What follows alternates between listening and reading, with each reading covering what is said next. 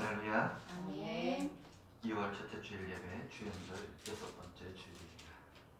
이 시간 함께 일어나셔서 나의 힘이 되신 여호와를 찬양드립니다.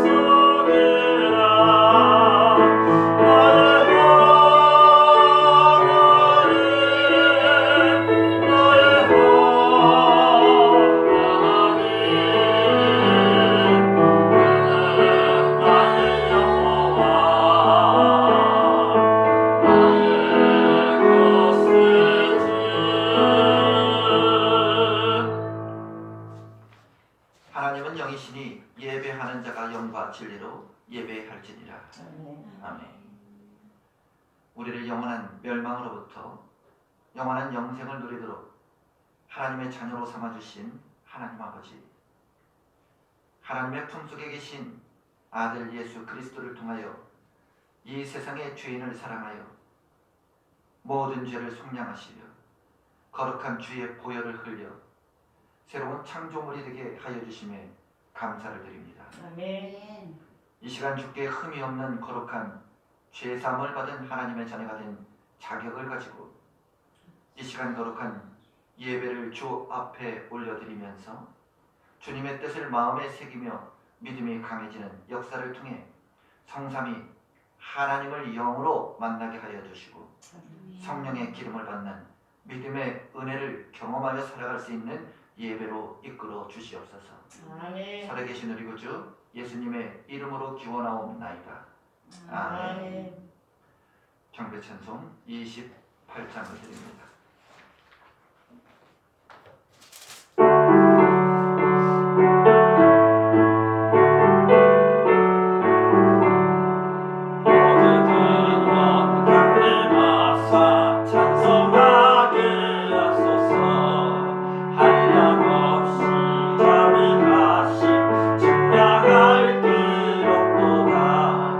천사는 찬송가를 내게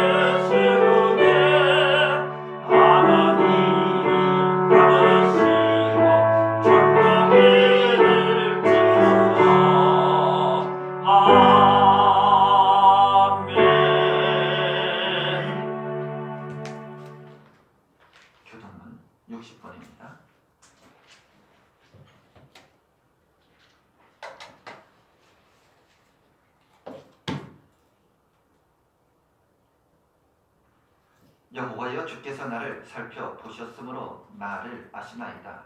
주께서 내게 안고 일어서심을 아시고 멀리서도 나의 생각을 밝히 아시오며 나의 모든 길과 내가 눕는 것을 살펴보셨으므로 나의 모든 행위를 익히 아시오니 여호와여 내 혀에 나를 알지 못하는 것이 하나도 없으시니이다. 내가 주의 영을 떠나 어디로 가며 주의 앞에서 어디로 피하리이까.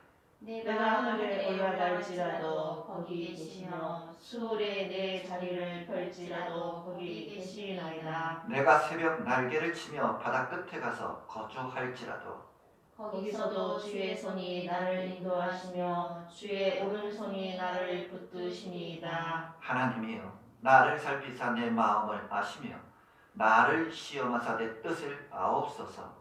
내게 무슨 악한 행위가 있나 보시고 나를 영원한 길로 인도하소서. 아멘. 함께 신앙 고백을 드립니다. 전능하사 천지를 만드신 하나님 아버지를 내가 믿사오며 그 외아들 우리 주 예수 그리스도를 믿사오니 이는 성령으로 잉태하사 동정녀 마리아에게 나시고 본디오 빌라도에게 고난을 받으사 십자가에 못 박혀 죽으시고 장사한 지 사흘 만에 죽은 자 가운데서 다시 살아나시며 하늘에 오르사 전능하신 하나님 우편에 앉아 계시다가 저리로서 산 자와 죽은 자를 심판하러 오시리라. 성령을 믿사오며 거룩한 공예와 성도가 서로 교통하는 것과 죄를 사하여 주시는 것과 몸이 다시 사는 것과 영원히 사는 것을 믿사옵나이다. 아멘.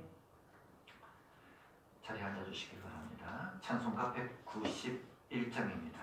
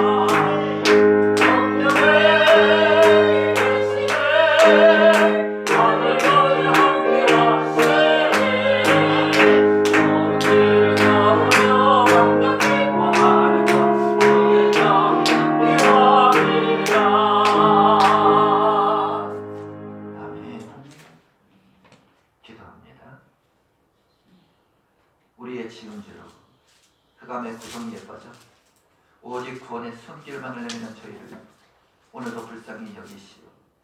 그리스도의 십자가의 손길로 우리를 건져내셔서 오늘도 참여하는 마음으로 하나님께 머리 숙여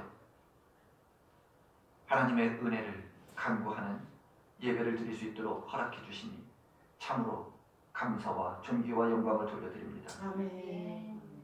저희들이 한 주 동안 삶의 목표를 망각하고 저희들의 영혼의 형편과 처지가 마치 무지개와 같은 신기루에 이끌려 쇠잔해지고 고난 영혼의 마음을 안고 이 시간 주 앞에 달려왔사오니 저희의 영혼에 가리워진 죄악의 허물을 주의 제단 위에 뿌려진 보혈로 깨끗이 씻겨 주시고 절망에서 희망의 삶을 살아가도록 새 힘과 용기를 주시옵소서.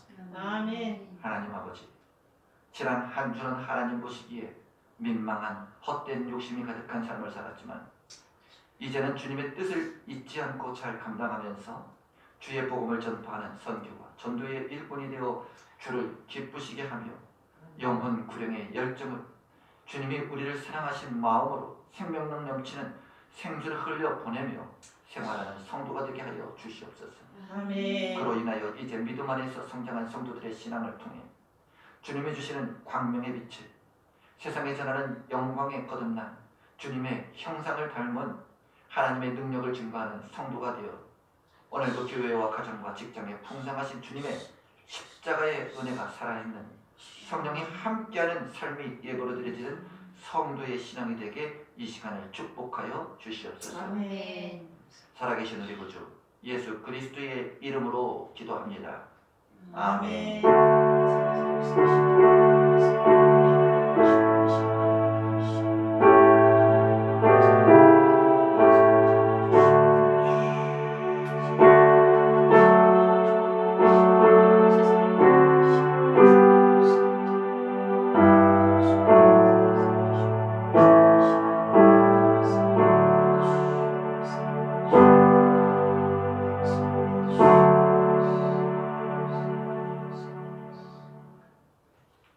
하나님의 말씀은 여호수아 7장 1절로 5절입니다. 하나님 권사님의 인도하심이 있겠습니다.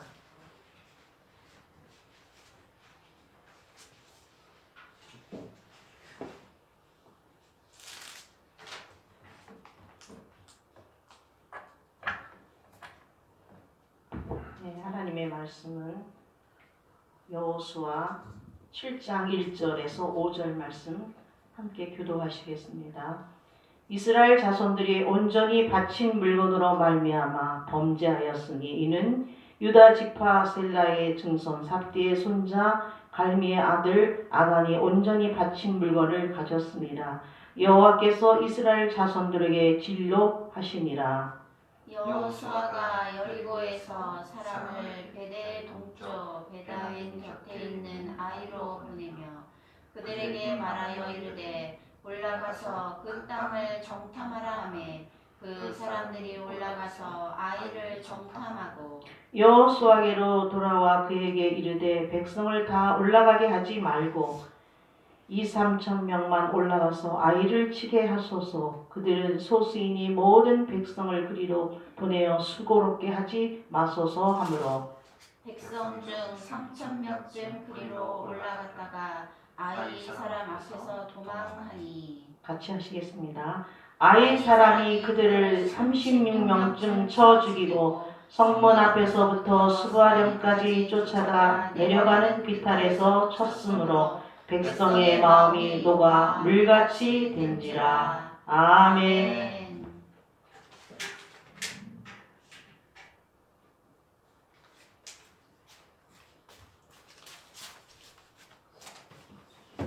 오늘 우리에게 주신 여호수아 7장 1절로 5절의 말씀은 이스라엘의 실패의 원인이 무엇으로부터 비롯된 것인가를 말씀하고 계시죠.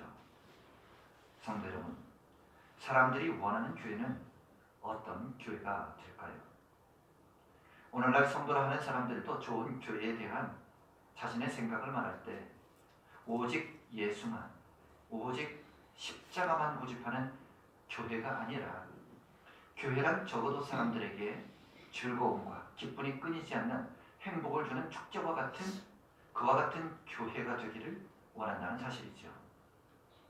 예수님만 사랑하고 십자가에서 흘리신 그리스도의 피를 생명으로 삼고 모이는 교회도 중요하겠지만 그보다도 세상에서 얻을 수 있는 웃음과 즐거움과 행복이 묻어나는 그러한 교회를 더 원한다는 것이죠.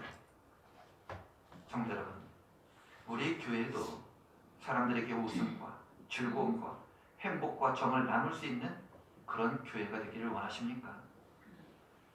그렇다면 우리는 포기해야 하는 것이 있다는 사실이죠. 그것은 십자가의 은혜를 포기해야 되는 것이며 성령을 선물로 받는 일을 포기해야 된다는 말씀이 되어지는 것이죠. 왜냐하면 세상 사람들이 요구하는 교회는 그리스도의 생명이 없는, 회개가 없는, 은혜가 없는 사람들이 사명 없이 고난 없이 그저 교회를 편하게 다니기를 원하기 때문이라는 사실입니다. 이처럼 우리는 인간 중심의 좋은 교회를 원하기 때문에 이러한 사람들에게 있어서 십자가는 절대적인 참 생명이 아니라 그들에게 필요치 아니한 것이 된다고 말씀하는 것이죠. 또 이러한 모임의 교회는 역시 그리스도께서 피로 교회를 주님이 세우셨다는 개념으로 바라보는 것이 아니라 지금 모이는 인간들이 모여서 자신들의 친목 단체 하나를 만드는 것처럼 사람을 위한 교회를 만들고자 모였다고 생각한다는 것이죠. 그렇기 때문에 오늘날 세상에 세워진 수많은 교회가 오직 복음을 전파하기 위한 주님의 교회로 여기기보다는 친교와 여가 활동을 위한 인간의 친목 단체를 도모하는 교회의 모임 정도로 여겨버리기 때문에 자신의 기분에 따라 목장 모임도 예배도 신앙도 들쑥날쑥 이와 같은 신앙의 믿음의 삶을 살게 된다는 것이죠. 하나님은 이런 교인들을 바라보면서 어떻게 생각하시겠습니까? 성도 여러분, 교회를 다니는 사람이라면 분명히 성경의 말씀을 볼 것이고 성경에는 그리스도에 대해서 믿음에 대해서 분명히 우리에게 가르쳐 말씀을 하여 주고 계신데 도대체 성경을 어떻게 해석하기에 읽었기에 분명한 기준을 제시하는 하나님의 말씀에 대해서도 무시해버리고 살아가는지 참으로 안타깝다는 것이죠. 성도 여러분, 초대교회 성도들의 신앙을 통해 우리가 알 수 있는 것이 무엇입니까? 그들은 모든 것을 그리스도의 고난 안에서 주신 말씀으로 살아갔다는 것이죠. 그렇기 때문에 그리스도의 고난이 빠진 것은 신앙도 아니요 믿음도 될 수 없다는 것을 말씀하는 것이죠. 빌립보서 2장 29절에도 그리스도를 위하여 너희에게 은혜를 주신 것은 다만 그를 믿을 뿐만 아니라 또한 그를 위하여 고난도 받게 하려 하심이라 하셨습니다. 우리에게 은혜를 주신 것은 그리스도를 믿게 하는 것으로 그치는 것이 아니라 그리스도를 위하여 너희도 고난에 참여함으로 받게 하기 위해서라고 말씀한다는 것이죠. 이렇게 성경이 모든 것을 명백하게 증거시켜주고 있음에도 불구하고 오늘날 교회는 성경을 무시한 채 인간의 목소리가 커지고 좋은 교회, 침묵의 교회만, 행복한 교회만 외친다면 우리가 받은 은혜를 값없이 버리는 삶을 산다는 것이죠. 그러므로 초대교회는 오직 그리스도를 위한 고난이 없는 은혜는 은혜가 아니었음을 그들 신앙인들이 이미 알고 있었다는 것입니다. 그러므로 성도 여러분, 은혜란 가슴이 뜨거워지는 것으로 나타나는 것이 아니라 그리스도를 위한 고난을 참여함으로 드러난다는 것을 이미 초대교회가 알고 있었듯이 오늘날 교회에서도 사람들의 즐거운 목소리를 내라는 것이 아닙니다. 단지 교회를 인간의 즐거움을 위한 여가 활동 정도로 단체로 친목 도모하기 위한 제공된 그러한 공간의 의도로 바라보아서는 안 된다는 말씀이죠. 오늘 우리가 예배를 드리면서 아직도 우리의 인생살이에 심신이 피곤하고 여러 가지 고민과 염려를 가지고 오는 교인들의 바람이 과연 무엇이냐는 것이죠. 신앙에 있어서 지키기 어려운 죄의 부담이 되는 말씀보다는 듣기 좋고 소망이 되고 희망이 될 수 있는 믿음의 말씀을 많이 하여 주기를 성도들은 원한다는 것이죠. 그러나 이러한 말씀이 선포되는 교회가 과연 좋은 교회라고 말할 수 있느냐? 성도 여러분, 초대교회의 성도들은 결코 자신의 마음에 안식을 얻기 위해서 교회를 세우지 않았습니다. 데살로니가후서 1장 4절의 말씀에 따라 보면 그리고 너희의 참는 모든 핍박과 환난 중에서 너희 인내와 믿음을 인하여 하나님의 여러 교회에서 우리가 친히 자랑함이라. 이처럼 말씀하죠. 이처럼 초대교회가 인내했던 핍박과 환난이 무엇이었습니까? 교회에 나올 수 없는 힘든 상황이나 형편을 의미하는 것에 속한 것, 그것만이 전부가 아니라 그들의 삶 전체가 그리스도의 고난에 참여되고 있다는 사실을 의미하는 말씀이었죠. 그렇다면 우리 성도들에게 있어서도 교회가 어떠한 모습이 되어야 하느냐, 우리 자신의 모습이, 신앙이 어떠한 모습이 되어야 하는 그러한 말씀을 묻는 것입니다. 물론 여기에 계신 분들이 여가 활동을 위한 장소로 모인 것은 아닐 것입니다. 또 심신한 피곤을 달래주는 그러한 곳으로 여기며 찾아온 것도 아니라는 사실이죠. 일주일 동안 보지 못하는 사람을 만나서 사귀고 정을 나누고 사랑을 받고 싶어서 나오는 것도 분명 아니었을 것입니다. 그렇다면 오늘 이곳에 어떠한 마음을 가지고 내가 지금 나와 예배를 드리고 있느냐 하는 것이죠.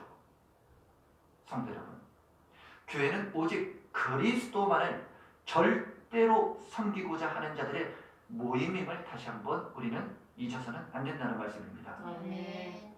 그러나 아직도 세상에 속하여 우리의 삶과 직결된 직장과 가정, 자기의 그 모든 것들을 이처럼 목숨처럼 절대로 여기고 있는 현대인에게는 교회가 그리스도만을 절대라고 여기는 이와 같은 것은 곧 자신의 생존 문제를 뒤흔드는 말씀과 같다는 것이죠. 지금도 많은 그리스도인들이 왜 삶을 예배로 드리지 못하는가? 그리스도가 나에게 없어서는 안 되는 절대적인 생명의 존재가 되어 있지 않기 때문에, 믿음이 되어 있지 않기 때문에 나의 생존을 위협하는 그리스도는 여전히 나의 문 밖에 세워두고 거부해버리는 불신앙이 우리의 삶에 있다는 것입니다. 이처럼 자기 생존이 절대 문제가 되어 있는 현대인들에게 있어서 교회란 자신의 생존에 활력을 불어넣어주고 도움을 주는 곳 정도로 여기는 것이 당연하다는 것입니다. 성도 여러분, 이처럼 우리가 교회를 그리스도의 피로 사신, 값 주고 사신 그리스도의 몸이라는 시각으로 바라보지 않을 때 교회는 단지 앞서 말씀드린 인간의 침묵의 단체로 전락해버린다는 것을 잊어서는 안 됩니다. 성경도 관심이 없고 하나님도 관심이 없고 재미가 없으면 시험 다니고 아예 다니지 아니해도 상관이 없다는 그런 식어버린 그러한 마음이 되어서 교회가 나에게 재미있으면 되지 그리스도가 있느냐 없느냐는 그들에게 결단코 중요한 문제가 되지 아니한다는 말씀이죠. 성도 여러분, 왜 예수님이 세상에 의하여 죽으셨습니까? 예수님이 바로 이 교회를 세우시기 위하여 오늘도 세상 가운데에 주님의 교회를 세우시고 예수님의 죽음에 대해 이와 같이 세우신 이 교회에 대해 세상 사람들은 전혀 관심이 없습니다. 도대체 누가 죽었는지, 무엇에 의해서 죽었는지 관심이 없죠. 그저 남의 일로만 여길 뿐입니다. 마치 뉴스에서 지나가던 행인이 아무런 상관이 없는 사람으로부터 법치기를 당해서 병원에 실려갔다 해도 강도를 만나서 살해되었다는 뉴스를 들어도 그저 무덤덤하게 참 재수 없는 사람이었구나 하는 그 정도의 생각을 가지고 있다는 것이죠. 오늘날에도 예수님이 이처럼 신앙 안에 살아가고 있는 우리와도 나와도 아무런 상관이 없는 모르는 자가 되었기 때문에 우리의 관심은 주님께 무슨 일이 일어났는지, 나는 여전히 지금 살아있고 건강하기 때문에 예수님의 일과는 내가 상관할 일이 별로 없다는 생활을 하고 있다는 것이죠. 성도 여러분, 지금 교회에서 주님을 나의 주로, 나의 신랑으로, 나는 예수님의 형제라는 그와 같은 말을 하면서 우리는 예수님이 죽으신 이 사건에 대해서 예수님을 죽인 범인에 대해서 누가 죽였는지 알고 싶은 마음도 없고 마치 아버지가 죽은 후에 유산을 나누어 가지기 위하여 바쁜 상속의 모습들만 보이고 있는 현재 교인들의 신앙의 태도와 모습이 아니냐 하는 것을 생각해 보시길 바랍니다. 과연 이것이 그리스도의 피로 값주고 세우신 그리스도의 몸으로 모인 교회라고 말할 수 있느냐 하는 것이죠.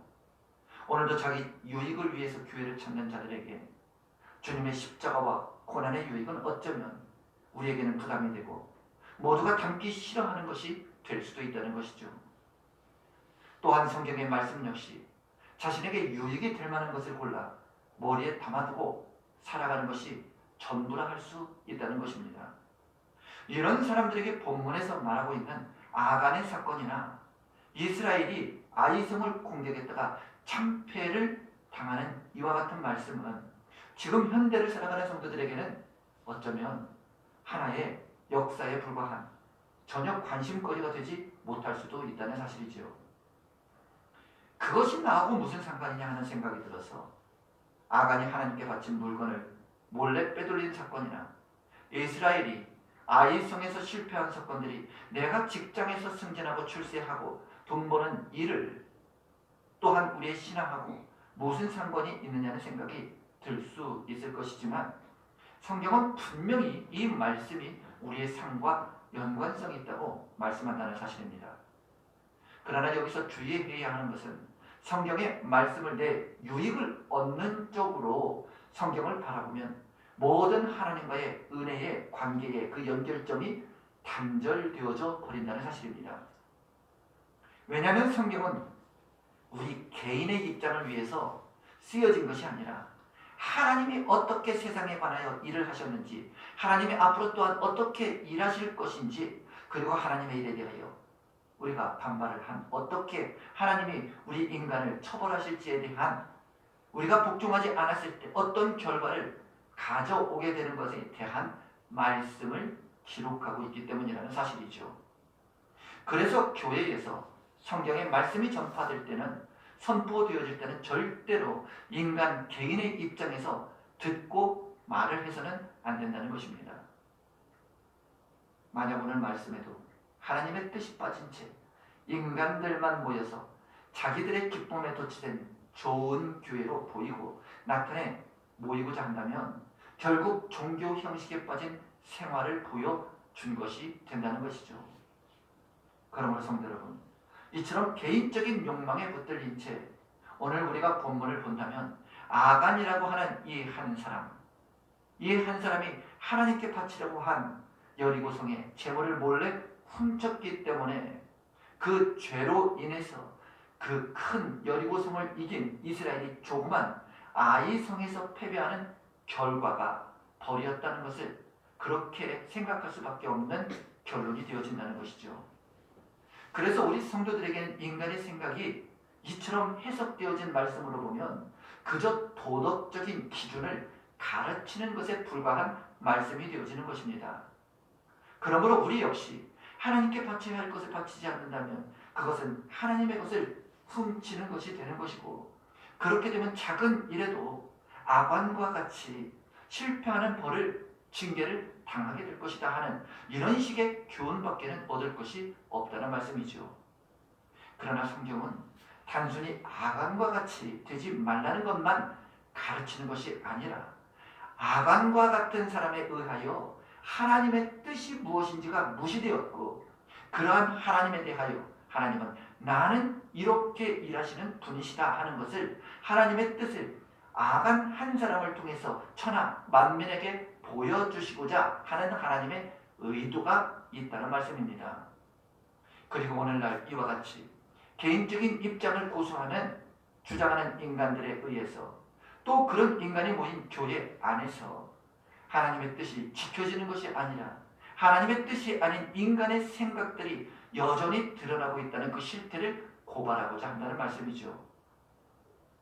성도 여러분, 오늘 본문에 아간의 죄와 이스라엘의 실패가 나옵니다.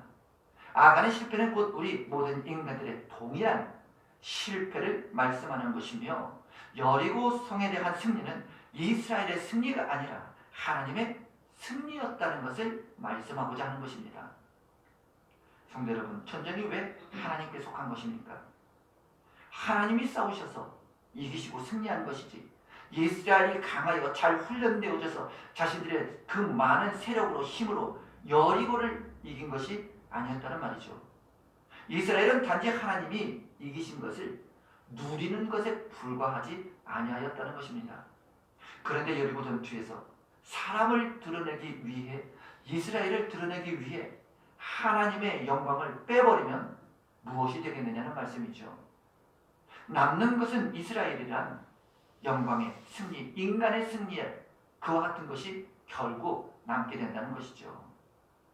1절에 보면 그래서 하나님께서 전리품을 취하지 말라고 말씀하신 것이죠. 아간이 바친 물건을 취하였음이라 했죠. 그로 인하여 여호와께서 이스라엘 자손들에게 진노하셨다고 말씀합니다.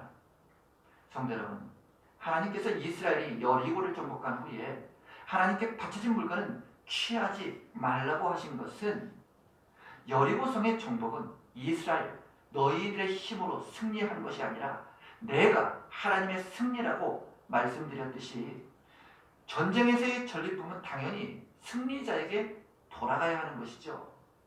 그렇다면 이 전쟁의 승리자는 이스라엘 백성이 아닌 여호와라 했듯이 전쟁에서 가져온 전리품을 말씀대로 여호와께 드리는 것이 당연하다는 것입니다.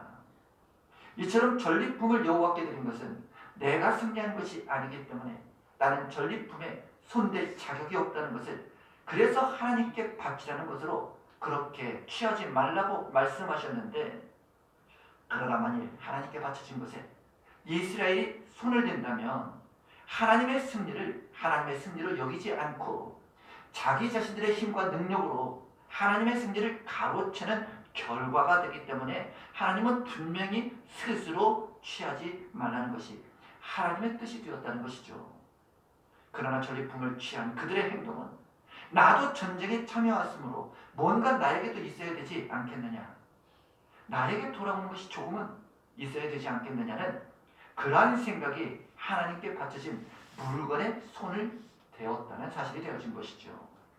그래서 6장 18절에도 하나님께 바친 물건을 취하면 하나님의 영광을 이스라엘이 훔친 것을 가로챈 그러한 결과로 여기겠다는 의미의 말씀이 되어진 것입니다.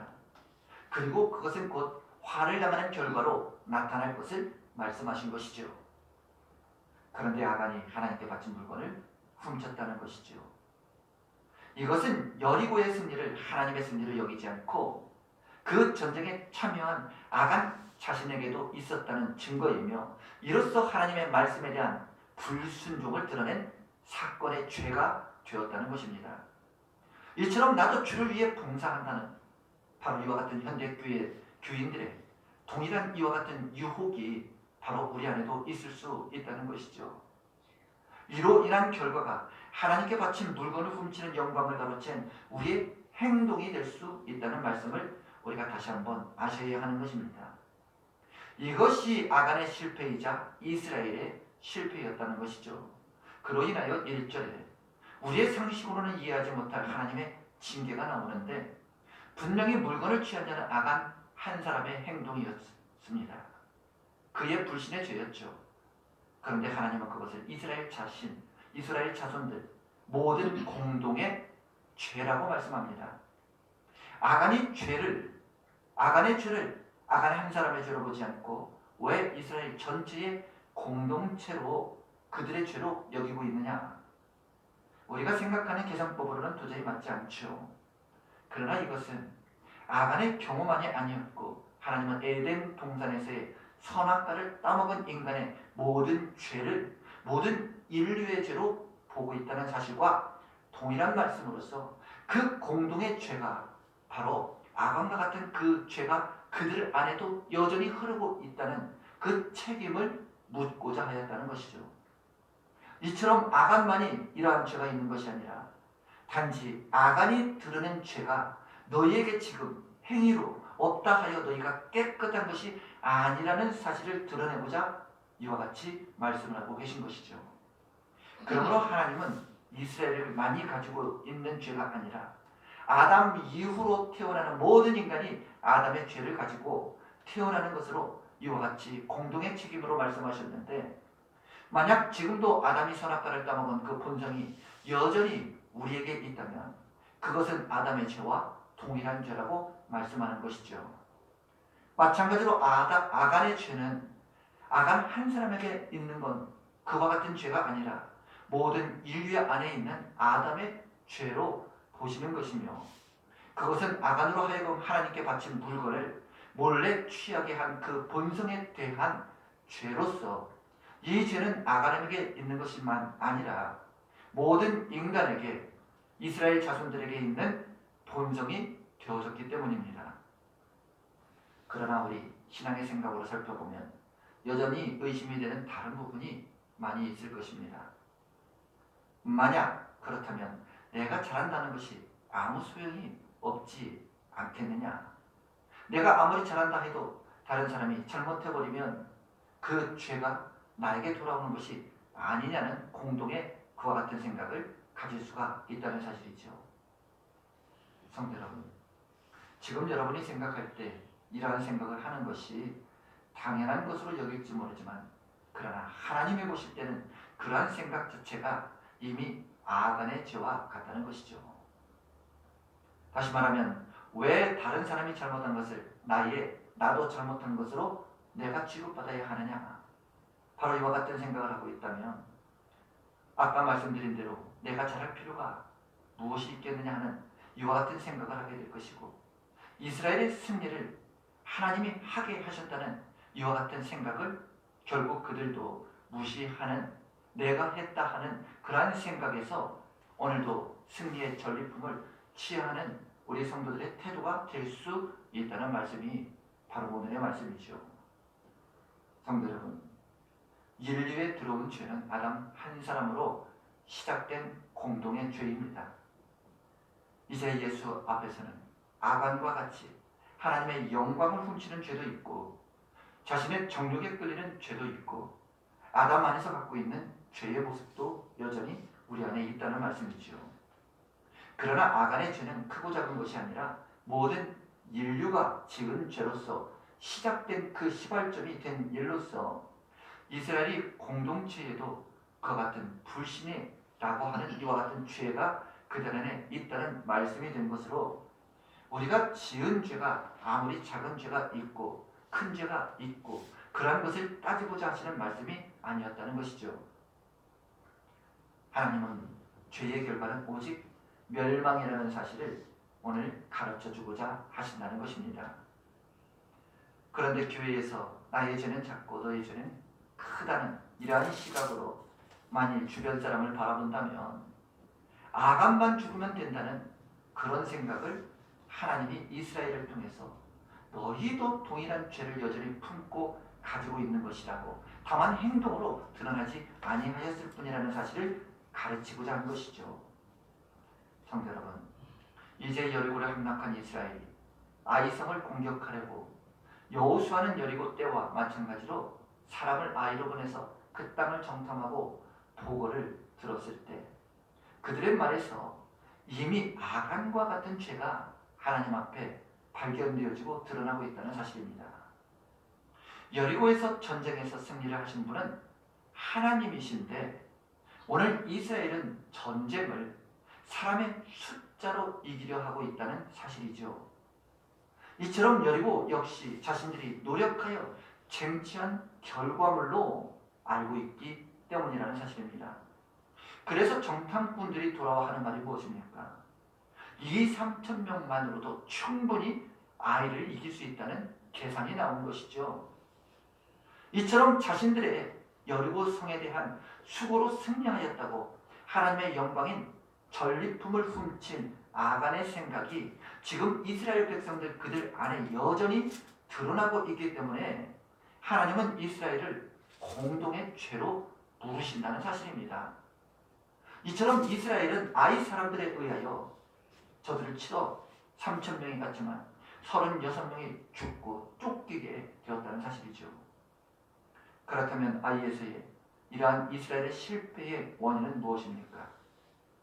이스라엘의 실패는 여리고에서의 승리를 자기의 힘으로 여긴 하나님의 영광을 훔친 죄악의 결과였다는 것이죠. 아간과 동일한 그러한 죄악의 결과로 나타난 것이죠. 그러므로 성도 여러분, 여리고를 이기신 분은 하나님이시라는 것입니다.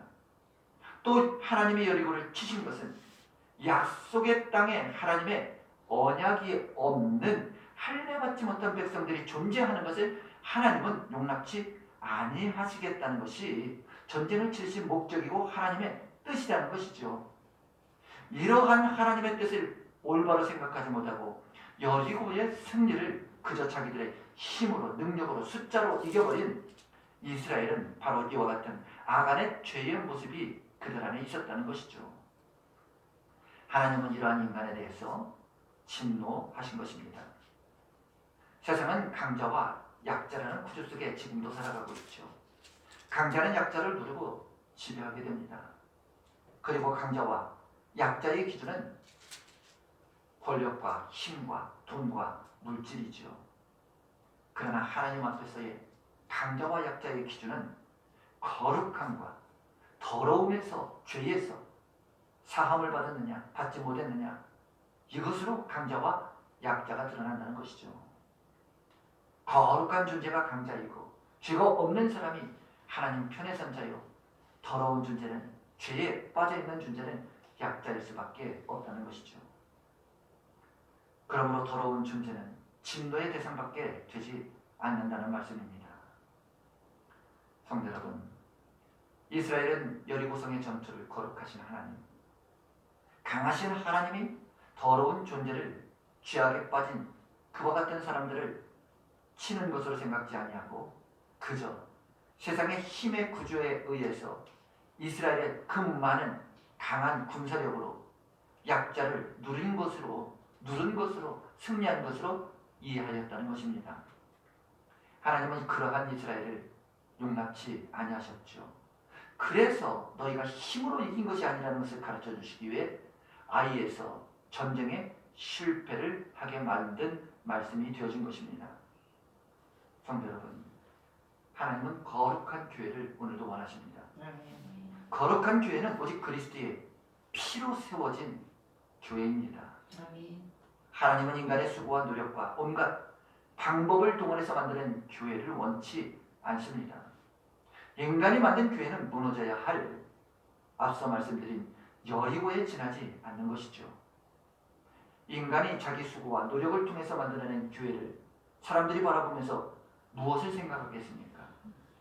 내가 교회를 이만큼 만들었다는, 세웠다는 생각에 빠지지 아니하겠느냐 하는 것이죠.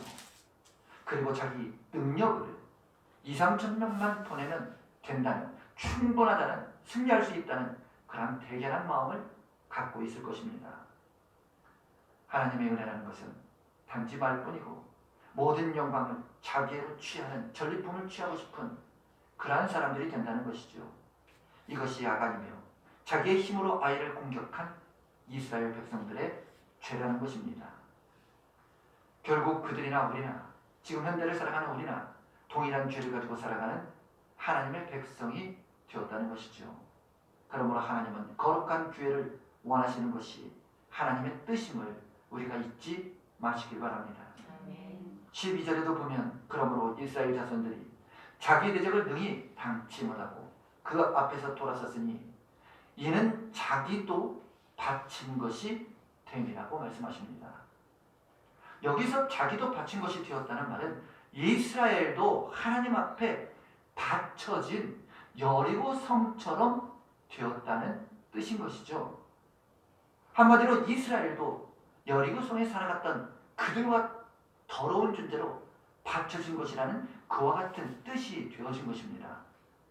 그 이유는 하나님의 영광을 자기의 영광으로 취했기 때문이죠. 하나님의 승리를 마치 자신들의 힘으로 승리한 것처럼 여겨버린 바로 그런 죄악의 더러운 존재가 되었다는 것입니다. 그것을 너희 중에서 하나님은 멸하라고 말씀하신 것이죠. 하나님이 하셨다는 것을 잊지 말고 하나님 앞에서 이제로부터는 승리자로 살아가지 말고 너희가 항상 약자로 살아가라고 말씀하신다는 것입니다. 하나님을 의지하기 때문에 하나님에게 능력이 있으면 되는 것이지 너희가 힘이 있어서 승리할 수 있는 것은 아무것도 없다고 말씀하시죠. 하나님이 함께 하셔야 이룰 수 있다는 말씀이 되어지는 것이죠. 그러므로 오늘 성도 여러분, 우리 말씀을 들은 성도들도 우리 안에 있는 아간을 찾아서 우리가 회개하시고 그리고 하나님의 말씀에 의를 매일같이 의지하며 살 수 있기를 주 예수의 이름으로 축원을 드립니다. 아멘. 봉헌찬송 288장을 드립니다.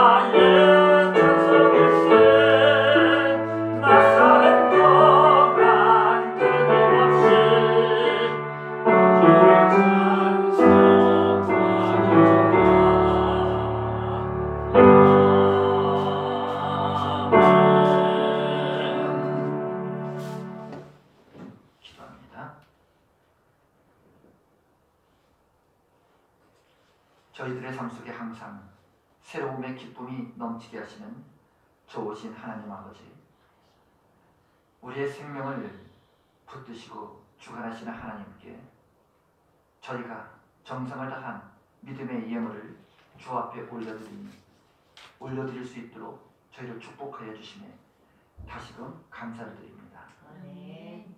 모든 감사와 소원들의 제목과 함께 바친 심령과 손길까지도 구별하여 주셔서 주의 형통한 삶의 복이 되게 하여 주시고 또한 주님을 향한 모든 눈물과 이름도 빛도 없이 땅을 흘리는 마음들을 주께서 살펴주시고 오늘 이곳에 모인 성도들의 헌신과 예물을 받아주셔서 주님의 크신 뜻이 불길같이 성령 안에서 거룩함으로 일어나게 하여 주셔서 더욱 크신 은혜와 은사를 받고 주님의 사랑이 넘치는 그 축복과 형통함을 누리며 전하며 살아갈 수 있도록 도와주시옵소서. 아멘. 물질이 넉넉하지 않지만 하나님의 통치에 순복하는 믿음과 마음으로 11조를 드리며 세월이 갈수록 더 많은 은혜로 채워주시고 인도하여 주시는 하나님 앞에 감사의 예물과 주정, 헌금과 건축과 선교와 전도와 몸으로 봉사하는 수고와 헌신에 각 가정마다 하늘의 문을 열어주시고 주를 위해 쓰이는 곳에 하나님의 응답이 열매로 가득 열리게 하여 주시옵소서. 아멘. 그로 인하여 하나님 앞에 영광만을 돌려드리는 귀하고 복된 세움교회 모든 성도들의 삶이 되기를 원하옵고 살아계신 우리 구주 예수 그리스도의 이름으로 축복하며 기도하옵나이다. 아멘. 함께 일어나셔서 화송 찬송을 드립니다.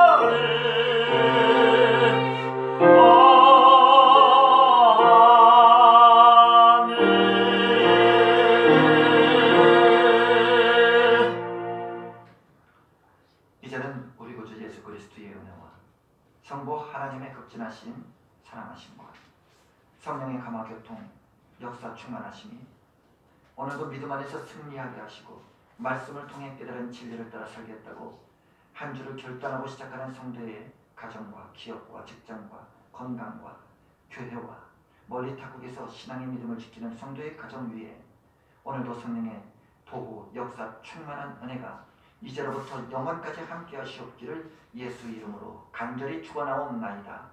아멘. 아멘.